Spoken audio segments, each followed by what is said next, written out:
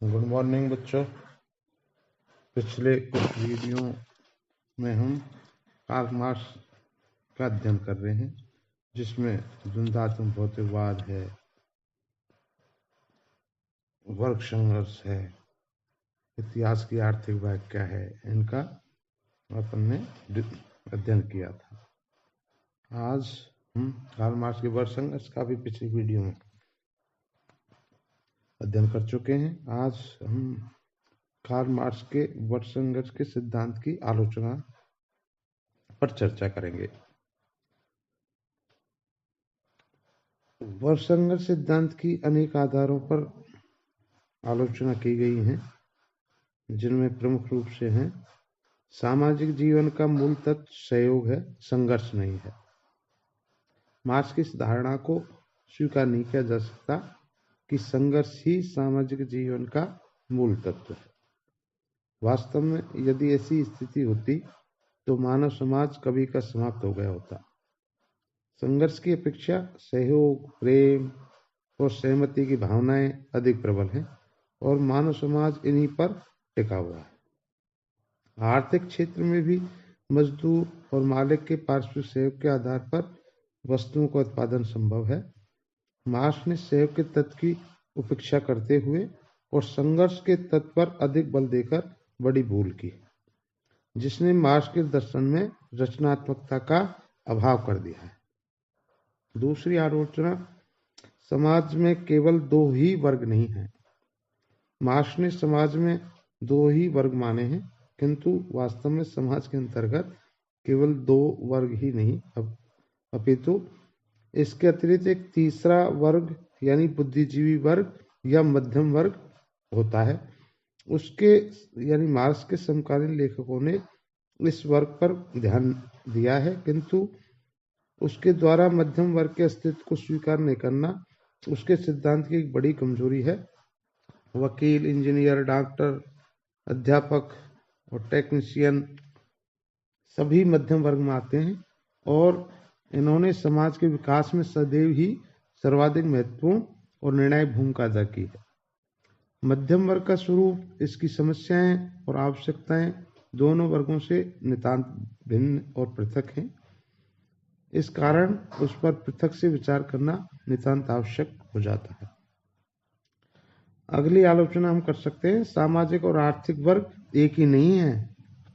Marks की एक मूल त्रुटि यह है कि उसने सामाजिक और आर्थिक वर्गों को एक मान लिया है। समाजशास्त्रियों का कहना है कि वर्गों को केवल आर्थिक आधार पर बांटना गलत है। समाज को ठीक और पूर्ण रूप से समझने के लिए उसे जाति, धर्म, शिक्षा, व्यवसाय, वर्ग, योग्यता, सामाजिक स्तर और जनता के आधार पर भी बांटा जाना चाहिए, अन्यथा हमारा अध्ययन अधूरा ही रहेगा। मार्क्स के द्वारा सामाजिक और आर्थिक वर्गों को एक मानने का कारण संभवतः यह था कि वह वर्ग की अपनी धारणा को सही बताकर उसका प्रयोग राजनीतिक दृष्टि से करना चाहता था। उसके इस प्रयत्न ने अनेक त्रुटियों को जन्म दिया।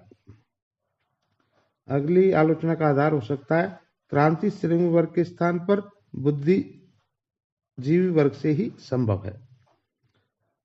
मार्क्स के द्वारा वर्ग संघर्ष की धारणा के आधार पर सर्वहारा वर्ग की क्रांति की कल्पना की गई है, लेकिन अब तक का मानव इतिहास इस बात का साक्षी है कि जो भी क्रांतियां हुई हैं उनका नेतृत्व श्रमिक वर्ग द्वारा नहीं वरन बुद्धिजीवी वर्ग अर्थात मध्यम वर्ग द्वारा किया गया है। मार्क्स के अनुयायी लेनिन ने इस बात को स्वीकार करते हुए एक स्थल पर लिखा है, हमने कहा था कि मजदूर लोग अब तक इस योग्य नहीं हैं कि उनमें समाजवादी चेतना उत्पन्न हो सके। उनके अंदर यह चेतना केवल बाहर से लाई जा सकती है। सभी देशों के इतिहास से प्रमाणित होता है कि अपने अनंत प्रयत्न से मजदूर वर्ग केवल मजदूर सभाई चेतना विकसित कर सकता है, जिसे समाजवादी मोड़ देने के लिए संगठित बौद्धिक बल का अस्तित्व आवश्यक है। अगली आलोचना का आधार है, वर्गीयता से राष्ट्रीयता की भावना प्रबल होती है। यह सोचना कि समाज के सभी वर्गों में वर्गीयता की भावना ही सर्वाधिक प्रबल होती है, बड़ी भारी भूल है। वर्गीयता से राष्ट्रीयता की भावना प्रबल होती है। इसका प्रमाण यह है कि राष्ट्रीय संकट के अवसर पर एक राष्ट्र के मजदूर और पूंजीपति एक साथ मिलकर दूसरे राष्ट्र के मजदूर और पूंजीपतियों का विरोध करते।